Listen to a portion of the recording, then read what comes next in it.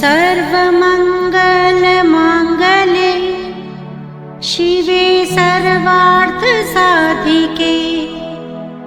शरण्ये त्र्यंबके गौरी नारायणी नमोस्तुते।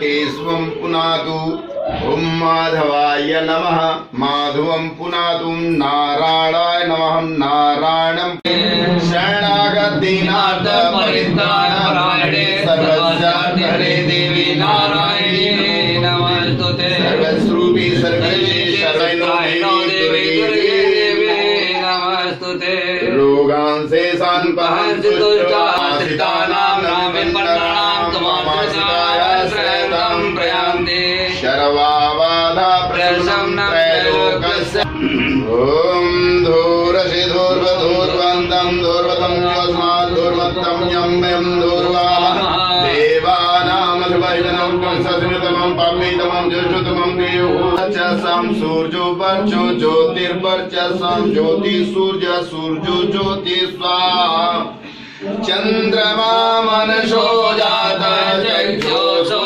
जायत श्रोता गायुश्चारण मुखादग्निर्जायत कदलीगर्भसम्भूतं कर्पूरं दोषदीपितम् आराधितं गर्भे पश्यमां वरदो ॐ इदग्गं हविप्रजनं मे अस्तु दशदीरग्गं सर्वगणग्गं स्वस्ते आत्मसन प्रजासन पस्सन लोकसन नभः सनिग्नि प्रजां बहुलां मे करोत्वन्तरे च गं शेषो दोषं वर्तत पद्यामो मे दिशा सोता तथा लोकान् कल्पयन् शर्कराखण्ड खाद्यानि तदक्षीरघृतानि च स्वापाना स्वाभ्याना स्वादाना स्वादाना स्वाहावतीं विषादं निवेदयामि सर्वेभ्यो देवेभ्यो सर्वाभ्यो देवीभ्यो नमः। इदं चलो जब तक ले तब तक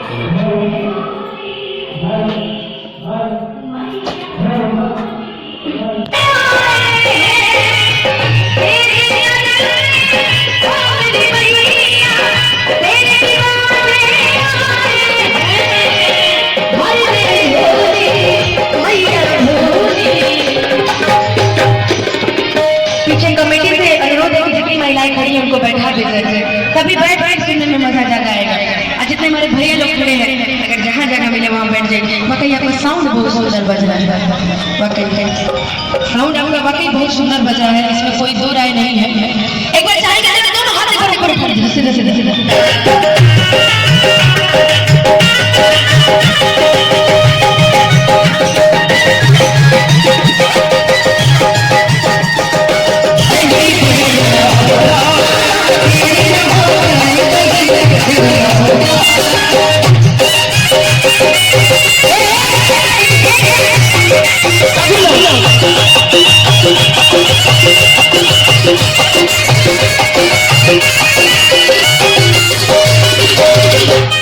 सर्वदेवानां धूपोऽयं प्रदगेताम्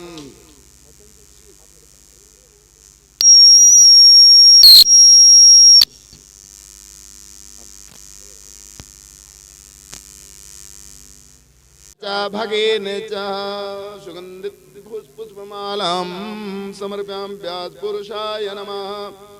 ब्रह्मेकं ललाटपटले वक्षस्थले कौस्तुभं नासाग्रे वरमौक्तिकं करतले वेणुं करे कङ्कणं सर्वाङ्गे हरिचन्दन आरति जग पावन पुराण के रति जग पावन पुराण के मात्र चरित विचित्र खान के आरती जग पावन पुराण की देवी भागवत अतिशय सौंदर परमहंस मुनि जन मन सुख कर विमल ज्ञान रवि मोहति मेर हर परम मधुर सुषमा बितान के आरती जग पावन पुराण की कली कल विष विषम निवारिणे युगपति भोग सोग प्रसारिणे परमानंद सुधा विस्तारिणे सुमौषध ज्ञान हान के आरती जग पावन पुराण की तत् सकल सुमंगल दायिने सन्मति सद्गति मुक्ति प्रदायिने नूतन नेत विभूति विदायिने परम प्रभा पर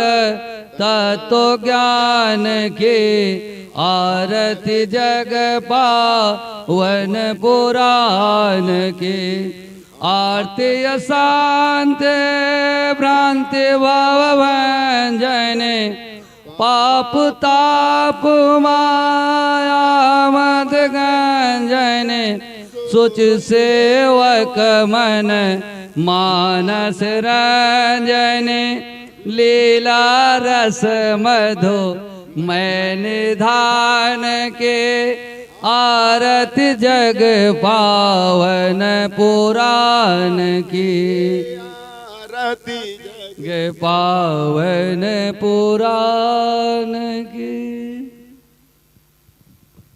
बोलो श्रीमद देवी भागवत पुराण की जय। बोलो आदिशक्ति महारानी की जय। बोलो महाकाली की, बोलो महालक्ष्मी की, बोलो महासरस्वती की, स्थान देवता की, ग्राम देवता की, इष्ट देवता की, कुल देवता की, सभी देवी देवताओं की, अपने अपने माता पिता गुरुदेव महाराज की जय हो। प्रथम आदिशक्ति जगत जननी माँ जगदम्बा को प्रणाम करता हूँ। आज का दिन बहुत खुशी का दिन है, क्योंकि आज शिव पार्वती का विवाह होगा, लेकिन उसके पहले माँ सती का भी प्रादुर्भाव होगा। आज का प्रसंग बहुत अच्छा है मित्रों, और चूंकि आज बाबा की बारात निकलने वाली है, इस कथा के माध्यम से, कथा पंडाल में ही हम लोग रहेंगे, कहीं जाए होंगे नहीं, न कोई बारात मने कोई बाहर कहीं जाने वाली नहीं है महाराज। कथा के माध्यम से बाबा के बारात का आनंद लेंगे। आज मैंने कल ही कह दिया था कि आज बारात निकलेगी बाबा की, और इसके बारे में जो भ्रांतियां हैं मैं उस पर भी आऊंगा। कृपया अवस्थान ग्रहण करें। जो भ्रांतियां हैं मैं उस पर भी आऊंगा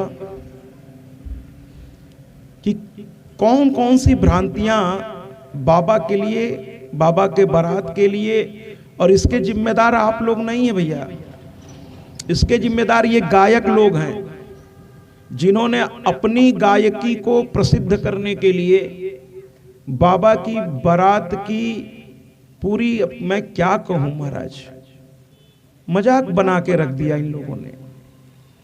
मैं प्रतिदिन ये कहता हूं कि एक, मैं किसी को छोटा नहीं कह रहा हूं, लेकिन एक सब्जी बेचने वाला जो ठेलिए पे गली गली घूम के सब्जी बेचता है, लेकिन जब वो भी ससुराल जाता है महाराज तो कोट निकलवाता है, प्रेस करवाता है, अगर बहुत समय हो गया है तो ड्राई क्लीन भी करवा लेता है महाराज, और ससुराल इज्जत से जाता है वो, है ना। भले ही वो दिन भर चाहे जो करता हो, लेकिन ससुराल इज्जत से जाता है वो।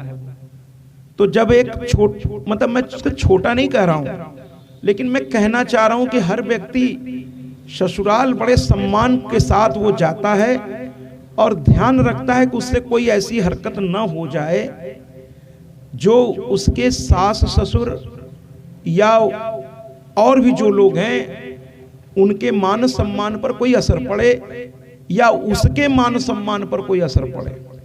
तो फिर हम लोग कैसे कह सकते हैं कि हमारे बाबा ने ऐसा कोई काम किया होगा अपने बारात के दौरान जो उनके सास ससुर का ही सम्मान न रख सके। ऐसा कोई काम बाबा हमारे कैसे कर सकते हैं?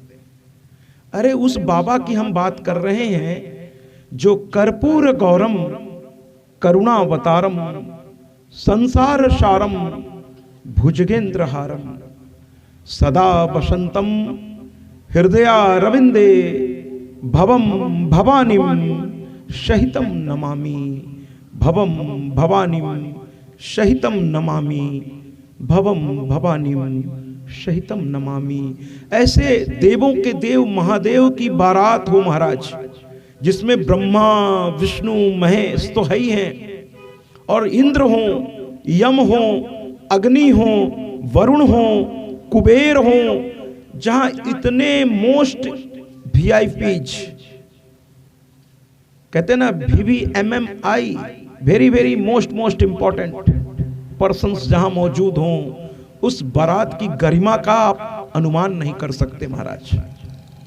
सारे VIPs उस बारात में चल रहे हैं और उस बारात को लोग ऐसे कहते हैं भूत चल रहे थे, प्रेत चल रहे थे, बाबा नंदी पर उल्टे बैठे थे तो भभूत लपेट लिए थे। अरे लानत है ऐसे लोगों पर जो ऐसे बात करते हैं सिर्फ अपनी बात को थोड़ा मजेदार बनाने के लिए। और हम लोग भी गलती करते हैं महाराज, ऐसे गानों को प्रमोट करते हैं, उसको सुनते हैं तो प्रमोट होता है साहब। जरा सा जिसमें हमारे आदरणीय डॉक्टर साहब बताते हैं कि जब मैं व्यापार में था तो एक दिन एक व्यक्ति आया और उसने कहा कि मुझे ये सामान दे दो।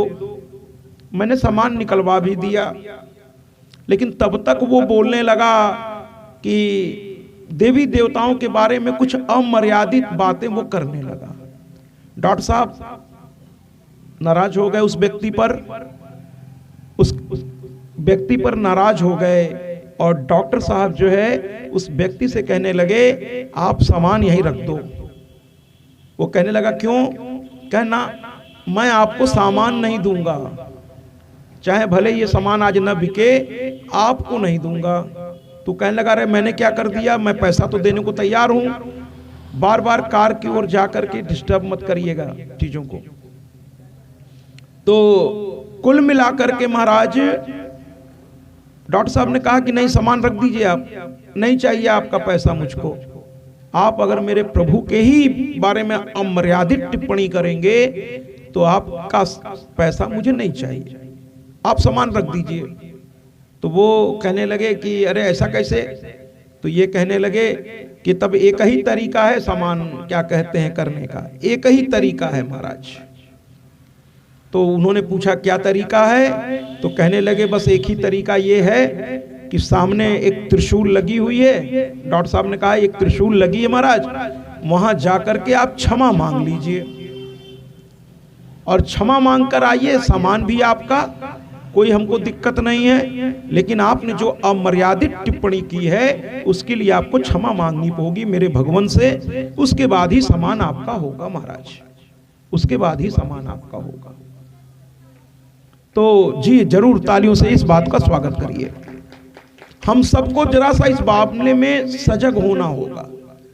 हमारा सनातन धर्म इतना लचीला है, आप किसी और धर्म के बारे में कुछ कह के देखिए महाराज, थोड़ा उल्टा सीधा बोल के देखिए तो उस धर्म के लोग आपका क्या नहीं हस्र कर देंगे कि हम जिसे सब कुछ मानते हैं उनके बारे में आप ऐसा कह रहे हैं।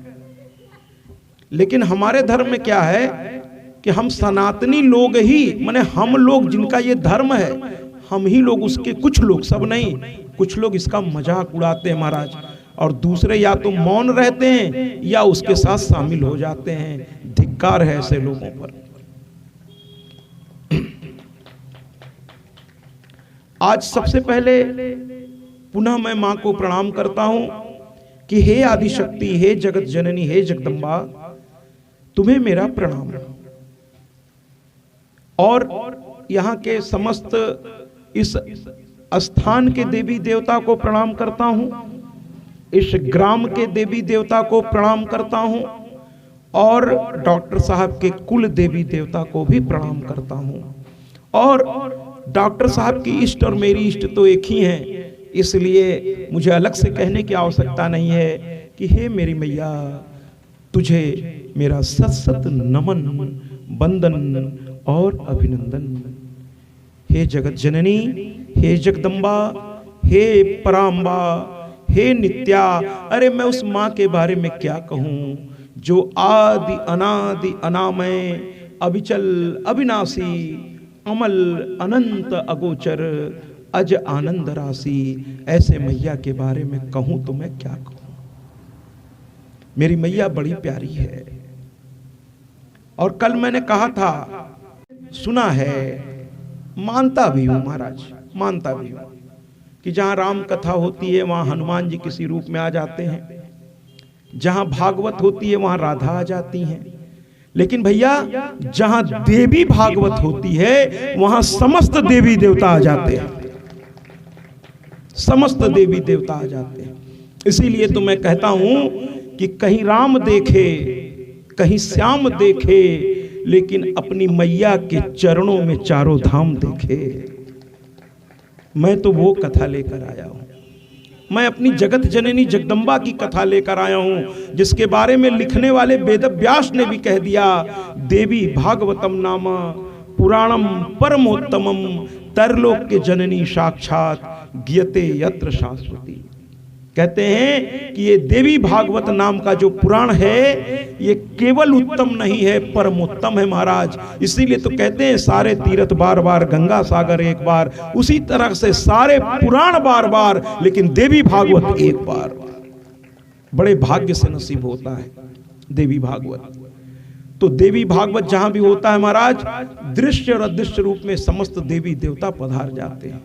मैं उन लोगों को भी प्रणाम करता हूं, सत सत नमन करता हूं, वंदन करता हूं और उनका अभिनंदन करता हूं। इसके साथ साथ समस्त नवग्रह को मेरा प्रणाम, समस्त नौ दुर्गा को मेरा प्रणाम, समस्त 10 महाविद्याओं को मेरा प्रणाम, सातों बहिनवार कह के जिन माताओं को प्रणाम किया जाता है मैं उन्हें भी प्रणाम करता हूं। समस्त मातृशक्तियों को मेरा प्रणाम। और मैं यही कहूँगा कि श्री हरि की जय। ओम श्री गणेशाय नमः। ओम जय माता की, ओम जय माता की, ओम जय माता की, ओम जय माता की।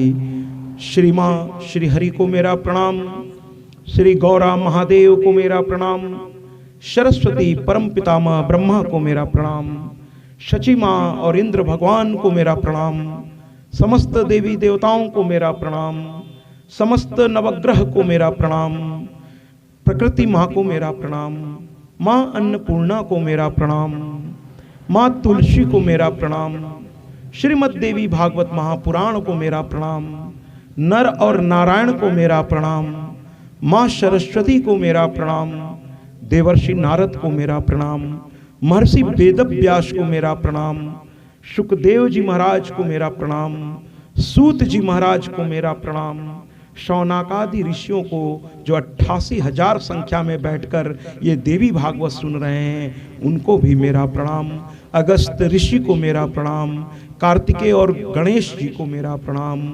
समस्त शिव को शक्ति और गणों को मेरा प्रणाम, नंदी को मेरा प्रणाम और कैलाश को मेरा प्रणाम, मानसरोवर को मेरा प्रणाम, बार बार नमन। और आज जिस शिव की मंदिर में मैं गया था उस मंदिर की समस्त विभूतियों को गौरी, महादेव, गजानन, कार्तिकेय, नंदी, शिवगण, कैलाश, मानसरोवर उस स्थान पर स्थापित सिया राम, लखन और हनुमान और राम के पूरे परिवार, भरत, शत्रुघ्न और सम्राटों के सम्राट राजा दशरथ, कौशल्या, कैकेयी और सुमित्रा और समस्त मातृशक्ति जो भरत जी की, शत्रुघ्न जी की और लक्ष्मण जी की धर्मपत्नियां हैं, उनको भी मेरा शत शत नमन, वंदन व अभिनंदन। और वहाँ जितनी भी देव शक्तियाँ थीं और भी जितने आदरणीय शक्ति थी, मैं उनको प्रणाम करता हूँ। आज की कथा की शुरुआत उस मंदिर पे जाने से शुरू करूँगा महाराज। देखिए, लोग कहते हैं महाराज हमने योजना बनाई, हमने ये किया, हमने वो किया। हकीकत में ये है महाराज कि जो वास्तव में भक्त होते हैं उनकी योजना वो नहीं बनाते महाराज, उनकी योजना तो वो बनाती है महाराज। देखिए ना, मंदिर भी यही है, मैं भी करीब आज 6वां दिन है कथा का, तो 7 दिन से मैं भी यहाँ हूँ महाराज। एक दिन पहले मैं आ गया था शाम तक, 7 दिन से मैं यहाँ हूँ। लेकिन डॉक्टर साहब और मेरे मन में ये इच्छा पहले दिन नहीं जगी, दूसरे दिन नहीं जगी, तीसरे दिन नहीं जगी। आज ही क्यों हम लोगों ने प्लानिंग की? न डॉक्टर साहब ने सोचा था न मैंने। डॉक्टर साहब ने कहा सोमवार को चलेंगे, और आज देखिए शिव का विवाह है महाराज, और सती और पार्वती की चर्चा है। तो बाबा ने कहा पहले मेरा दर्शन करो फिर मेरी चर्चा करना। बाबा की कैसी कृपा हुई, मैं बाबा की कृपा से लोटपोट हो गया।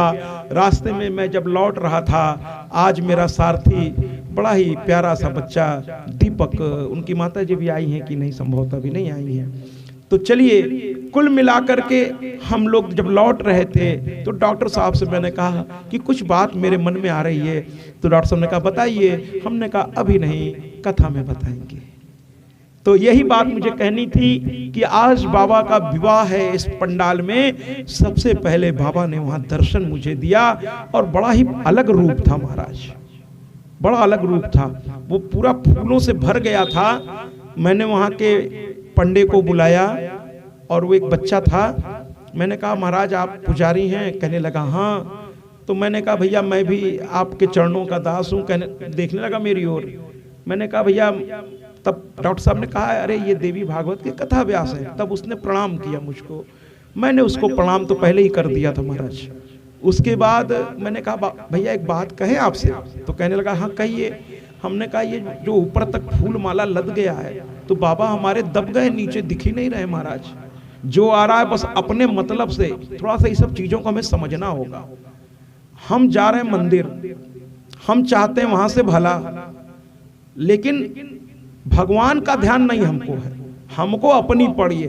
जो देख रहे हैं लोटा लेके आ रहा है, मार चढ़ाए पड़ा है, मार फूल चढ़ाए पड़ा है, मार सब दुनिया भर का, लेकिन किसी को ये चिंता हमने नहीं देखी कि बाबा कहाँ है वहां पर। एक पत्नी अपने पति को समझा रही थी, अरे लोटवा, अब थोड़ा थोड़ा मैं यहाँ की भाषा सीख रहा हूँ डॉक्टर साहब। कहना अरे लोटवा इधर ले आवा, वो कहीं भी डाले जा रहे थे, और वो बार बार कहते लोटवा तनी इधर ले आवा, लोटवा तनी, और इधर का उधर पानी डाल के फुर्सत हो गए महाराज। बाबा कहीं और, पानी कहीं और, पत्नी कह रही है इधर लावा, इधर ले आवा। तो मैंने कहा कि ये लोग तो समझ नहीं रहे, पुजारी समझेगा। मैंने कहा महाराज फुलवा सब हटा दिया कीजिए, जैसे जैसे लोग चढ़ाया करें तो एक व्यक्ति यहाँ होना चाहिए जो हटाता भी रहे महाराज, हटाता भी रहे। बस गए चढ़ा दिए। मान लीजिए जैसे अभी डॉक्टर साहब ने कहा कि कुछ लोग आपका सम्मान, हमने कहा जरूर स्वागत है, स्वागत है, लेकिन अभी कथा शुरू होने दीजिए, फिर जैसे जैसे अगर उनको जल्दी जाना होगा तो मैं, मुझको डॉक्टर साहब के माध्यम से बताएंगे तो मैं मंच पे बुला लूंगा, लेकिन अभी पहले कथा शुरू हो, जो कि सबसे ऊपर मेरी मैया है, उसके बाद ही कोई आता है महाराज, वो चाहे मैं ही क्यों ना हूँ। मैया मैया है तो हम हैं, और हम हैं, मैया हैं और आप हैं, तभी ये पंडाल है महाराज। तो कहने का तात्पर्य यह है कि मैंने पुजारी से कहा कि भैया यहाँ आप बैठो या मत बैठो, लेकिन बीच बीच में कम से कम आकर के ये सब हटा तो दिया करो, क्योंकि ये ढेर सा इकट्ठा हो गया है। एक इसी तरह मैं मंदिर में गया तो वहां शीशे में भगवान जी को बंद करके ताला मारा गया था महाराज। तो मैंने पुजारी जी से पूछा, और ये जगह कहाँ है मैं बता दे रहा हूँ, चलिए श्रृंगबेरपुर, जहां से राम ने अयोध्या से वनवास के समय गंगा को पार किया था, जहां केवट मिला था। केवट का घर भी वहां पर मौजूद है। तो वहां शीशे में सारे भगवान जी बंद थे। तो मैंने पुजारी से कहा, हम कहे भगवान जी को शीशे में ऊपर से ताला भी जड़ा हुआ था। हमने कहा ये क्यों कर रखा है आपने? तो कहने लगे महाराज क्या बताएं, ये ग्रामवासी कुछ भक्ति में ज्यादा ही हो जाते महाराज, अभी दरवाजा खोल देंगे तो उनको इससे मतलब नहीं है कि मैंने भगवान जी को नया कपड़ा पहनाया है, सजाया है। वो ले आएंगे गंगा जल, उठाएंगे इनके ऊपर डाल देंगे, है ना, डाल देंगे। और इतने ज्यादा, कृपया बात न करें, इतने ज्यादा अनेत कर देते हैं महाराज कि हम लोगों ने फिर फैसला किया इस कमेटी ने यहाँ के कि महाराज एक बार सजाने के बाद शीशा में ताला बंद कर दीजिए। और फिर एक पुजारी जब जान के कि हम देवी भागवत के कथा व्यास हैं तो बड़े सम्मान के साथ वो कई मूर्तियां थी अलग अलग शीशे में बंद थी, तो एक शीशे के पास ले गए, कहा महाराज ये देखिए शीशा तोड़ दिया था लोगों ने, कहें लोटा घुसेड़ने के चक्कर में शीशा तोड़ दिया लोगों ने महाराज। माने अपने आगे किसी की परवाह ही नहीं है महाराज। ये कैसी भक्ति है महाराज? जिसको हम सबसे ज्यादा, जिसको आप प्यार करते हैं महाराज, उसको तो आप सबसे ज्यादा ध्यान रखते हैं ना। याद रखिएगा, प्यार देना जानता है, प्यार लेना नहीं जानता। जिस प्यार में मांगा जाए ये वो प्यार नहीं है महाराज, वो व्यापार है। प्यार तो ये कहता है कि जिसको मैं प्यार करता हूं वो सुखी रहे, है ना। मुझे थोड़ा तकलीफ हो जाए कोई दिक्कत नहीं है, लेकिन जिसे मैं प्यार करता हूं वो सुखी रहे। और मुझे कहने में कोई दिक्कत नहीं है महाराज। ये जो गाड़ी आप देख रहे हैं इसमें हमारे डॉक्टर साहब के और उनके धर्म पत्नी के पिताजी और डॉक्टर साहब के ससुर जी बैठे हुए हैं।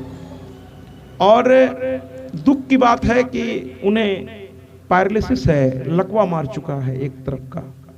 लेकिन उनकी पत्नी, मैं उनको प्रणाम करता हूं, अभी मैंने उनसे मिला नहीं हूं, प्रणाम करता हूं उनको कि वो सेवा आई हुई है, जरूर मिलूंगा। तो वो सेवा कर रही है महाराज। और जिनके घर में कभी भगवान न करे, लेकिन होता है, ये तो जीवन की सच्चाई है, एक सुख दुख आते जाते हैं। जिनके घर में कभी कोई लकवा का मरीज रहा हो तो उन्हें पता है कि एक लकवा के मरीज का देखभाल बहुत कठिन होता है। 24 घंटे एक आदमी को उसके पास रहना पड़ता है, 24 घंटे। और मैं इस पत्नी को प्रणाम करता हूं कि वो ये कहती है महाराज कि जैसे भी हैं, जिस तरह से कम जीवित हैं, मैं इन्हें देख पा रही हूं, मैं इनकी सेवा करती रहूंगी, मैं इनकी सेवा करती रहूंगी। ये स्त्री ही कर सकती है महाराज, स्त्री ही कर सकती है। लेकिन एक तरफ तो मैं इनकी प्रशंसा कर रहा हूं, दूसरी तरफ उनके बारे में भी कहूं, क्योंकि प्यार दोनों तरफ से होता है महाराज। ये इनका प्यार है, उनसे भी पूछ के देखिए, वो यही कह रहे होंगे बार बार कि मेरी वजह से मेरी पत्नी को रात दिन बहुत तकलीफ हो रही है। वो बहुत अंदर ही अंदर, ये तो उनका दिल जानता होगा। मैंने उनके बारे में सुना है कि बहुत एक्टिव थे वो, हफ्ते में एक दिन शायद यहां भी चले आया करते थे, बड़े ही संचालित थे वो, पूरे बाजार में चले जाया करते थे। हमको उत्सव ने बताया उनके बारे में, शायद डॉक्टर साहब ने भी बताया है कि बहुत सक्रिय व्यक्ति थे।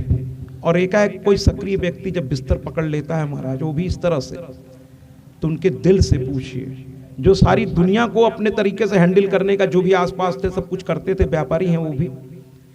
कल मैं बाबूजी के यहाँ गया था, बहुत अच्छा लगा, बहुत स्नेह मिला आप सबका। पैतृक आवास मैंने देखा।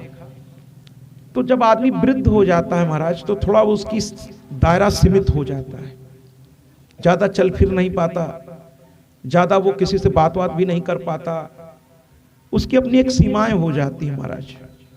लेकिन जो जीवन भर बहुत सक्रिय रहा हो, उसे जब सीमित होना पड़ता है, तो ये तो उसका दिल ही जानता है कि उस पर क्या गुजरती है। मैं इस आसन से उस गाड़ी में बैठे हुए आपके ससुर और आपके पिता को मैं प्रणाम करता हूँ। तालियों से उनका स्वागत करिए। और जो लोग ले आए हैं उन्हें देवी भागवत सुनाने, मैं उनको भी प्रणाम करता हूँ कि आपकी भावना है कि आप उनको यहाँ तक लेकर आए हैं, क्योंकि